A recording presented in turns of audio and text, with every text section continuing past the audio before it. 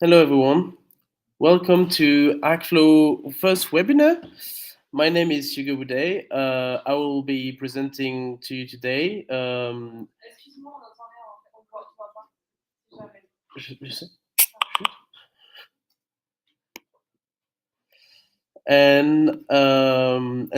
Let's start. Okay, so um, the point of these webinars is to talk about to do a small market review. Today we will talk about Argentina wheat. The conditions on the soil, on the floor, are improving. We are seeing that some good rains are coming recently, and we're going to talk about that today. Okay, so what we've seen is that Argentina has been suffering in the past, in the recent past, and in the past 2 years actually, from continuing droughts that have been stemming from the recursive and consecutive La Nina events. We know that that has had some impact on what Argentina has been producing. It has had some impact on the yield and on the production volumes in general. Now, Argentina is the largest wheat exporter of Latin America and to Latin America. Um, Recently, the Rosario Exchange Export Exchange report that came out on Friday has been giving us some numbers saying that the volume of exports for Argentina wheat would be halved year on year. So basically, coming down from 14 million metric ton roughly to about 7 million metric ton for the marketing year 2022-2023.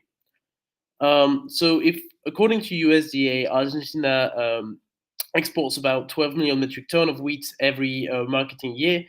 So that would be quite a big dip into the wheat export supply from Latin and available in Latin America. So that should have obviously a big impact both on the wheat prices in Argentina, but also with the wheat prices in competing countries such as Australia or the US. Um, what we've seen is that in the past weekend, and that's what you can see on the visuals on the left, is that Argentina has been receiving quite a lot of rain. This has definitely improved the soil moisture condition on the land, and it's both improving the conditions of growth for the coming crops, such as sunseed. We're going to talk a bit about that later, but also of the crops that are being harvested right now, like wheat. However, these rain are not going to actually impact heavily the production levels.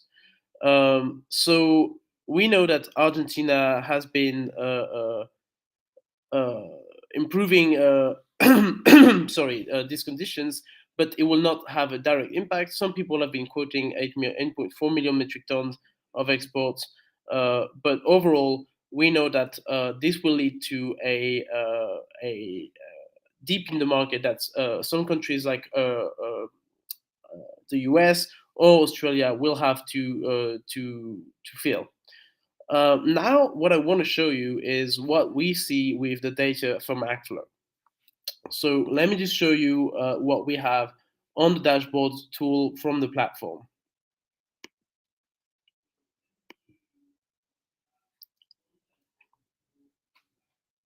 All right, so here's the dashboard I created specifically for this case.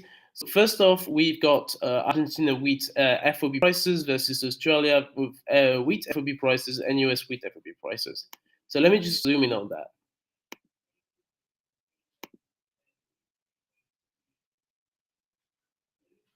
All right. So I'm just going to take a window that's a bit narrower than what we have available.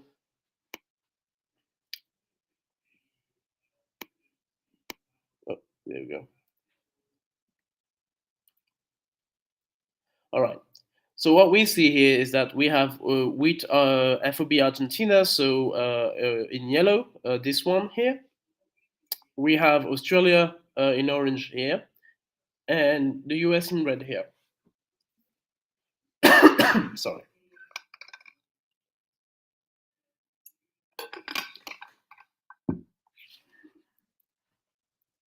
So, very sorry, I'm sick currently.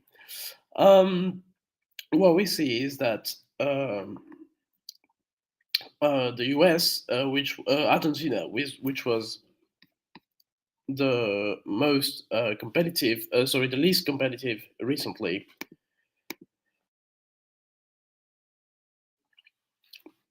Sorry, the least competitive recently has actually seen some price decrease. Right now, what we see is that on the 14th of November, both the US and Argentina are roughly at the same level. Meanwhile, Australia, we know, is one of the cheapest sources available and remains as such. So, what is interesting here is that regarding the latest news that we received, we know that we think that Argentina should have seen a price rebound. We should have seen some bullish movement, but that's not the case. And sorry, looking at Argentina wheat versus some other futures course, such as the CME Kansas City that we have here for hard red winter wheat and soft red winter wheat here, we see that basically what we can have is that the trend for Argentina FOB wheat is following what the futures is showing. So, so what we know is that currently the trends are really going down. Sorry, thank you. The trend is really going down, but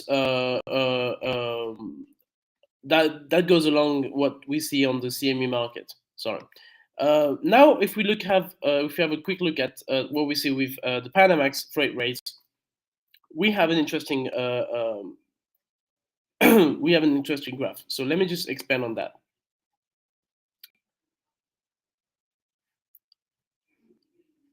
So what we can see here is that in the past few months, it's been really going up and down, really a really volatile kind of market for freight, and that's due obviously to what we've seen in the droughts in the Paraná River. But that also explain some of the distress about exports availability from Argentina. Now, talking about exports, I kind of want to show you what we see with the trade flows. So this is the monthly flows available from for wheat Argentina at export. So Brazil is the main destination for Argentina. This is actually something that we can see here. So Brazil is definitely what the country that's impacted the most by the lack of availability from Argentina wheat. Um, but what we see is that overall, in the past few months, Argentina has been lacking the availability of wheat because we don't see much exports to countries that it's been supplying instead of Ukraine, for example, like Algeria, Indonesia, or Morocco, which were big buyers of the Ukrainian wheat. That's something that we kind of have to have forgotten is that in the past year, in 2022, uh, Argentina has been providing a lot of wheat for countries that were usually importing from Ukraine, and that has been an alternative for these countries. Now, however, we have a situation where Ukraine can actually export some more thanks to the grain corridor, and Argentina will, which was not necessarily in that spot before, don't necessarily have to export as much as it did in 2022. Nonetheless, with Brazil, that we know is its main, export market, when we see a monthly year-on-year decrease like this is what you can see with the little deltas here. So, like, what we see is that in October, 55% decrease year on year, 61 in September, and then 20% in July. So overall, we see that from the half season onwards, Argentina has been lacking the pace. So what does that mean overall? What I think is that what we see from the prices and the lack of, the decrease in export volumes, is that Argentina overall has been lacking in terms of competitiveness for wheat on the international market ever since about June, July. And the market has not reacted much to that news because he also predicted these conditions that have been dragging on in Argentina for the past 2 3 years. So overall, what we can say is that Argentina wheat definitely will be able to export some quantities, roughly maybe between 7 and 9 million metric tons. However, this will be also very interesting to monitor because we think that some countries like the US or Australia, which are becoming more interesting for Brazil, will definitely have a card to play in those markets.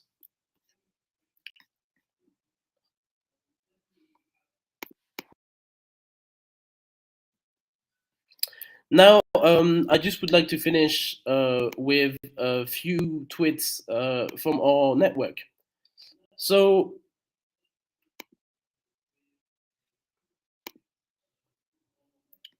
so the first one I want to mention is it's a tweet that is talking about India. So we were talking about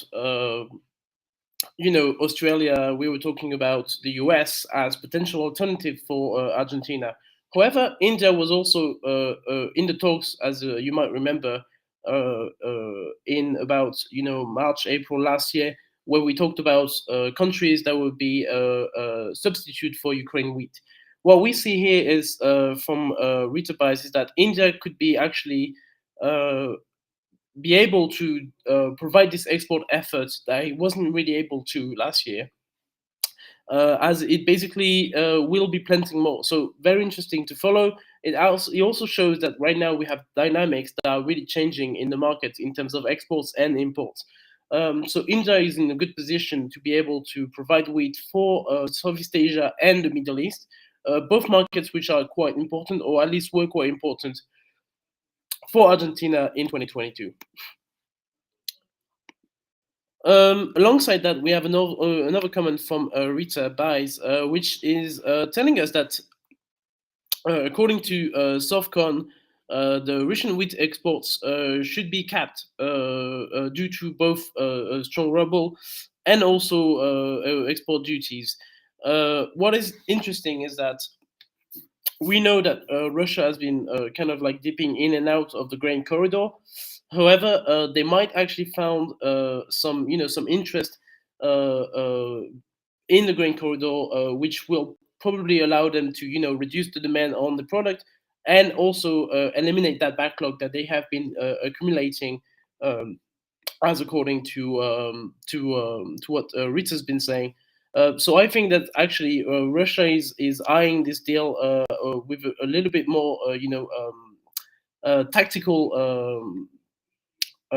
sense to it, because they can actually use this both as as a bargaining piece, as she's saying, but also as a leverage. So it's very interesting to see, also to continue tracking what's happening on the wheat market from Russia, which, as we know, is the number one exporter in the world.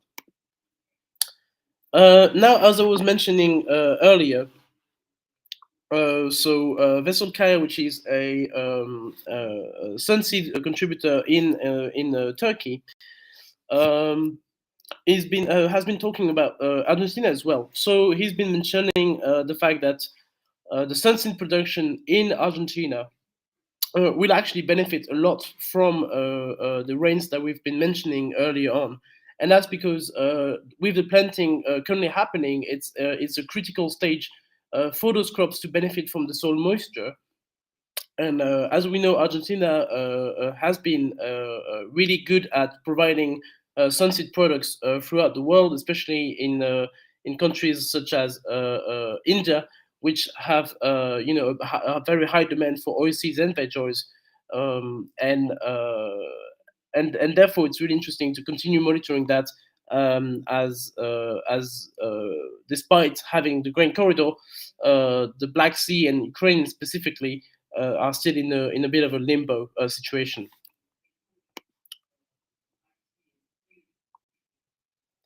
Now, another interesting news. When I was mentioning a change of dynamics, with India, that's also the case with the U.S. So I don't think it's very fresh news to say that there's a law that has been passed in Mexico that was banning GMO exports, sorry, imports from the US by 2024. This law has been confirmed recently in a recent debate, but now Mexican lawmakers wants to push that even further and ban more pesticides. Obviously, that's something that is a big concern for the U.S., which is a big user of pesticides, GMO products, etc. And Mexico is one of the, if not their largest buyers and importers of corn and soybean and wheat. So the three main products of agriculture in the US. And so it's very interesting to see that if they do follow that route, the US will definitely have to shift kind of its pipelines so that it can provide wheat, corn, and soybean to other countries that will also probably be in demand, as we see that, for example, Brazil should seek more products, especially wheat, from maybe countries like the US. Now, I just wanted to mention this one. So this tweet, also from Rita Bice, she's been providing us a lot of tweet today's. Um, is basically mentioning how the floods that we've mentioned were beneficial in Argentina, actually detrimental in Western Africa, where they actually have created floods and destroying the crops. So I just wanted to mention that in the sense that we see that in the past few years there's been a lot of climate events, a lot of unpredictability from the weather, and that is definitely implying that some countries will benefit more from rains which are a bit more lackluster, and some others which are seeing more extreme seasons, like in Western Africa, where we see a rain season and dry season, will see a lot more extreme events such as this one. So I guess it's also interesting to monitor that, because that will have a large impact on the grain and agricultural market in the future. Finally, to conclude this webinar, I just wanted to mention that we're not allowing you to ask us any questions or to comment, and we were not responding to them. But you can ask all of your questions by contacting Irvin Peroni via email or via message with the details that are shown here. So that's it for today. Thank you very much for listening. I hope you enjoyed this webinar, and we will do another one next Monday. And I hope to see you all then. Thank you very much.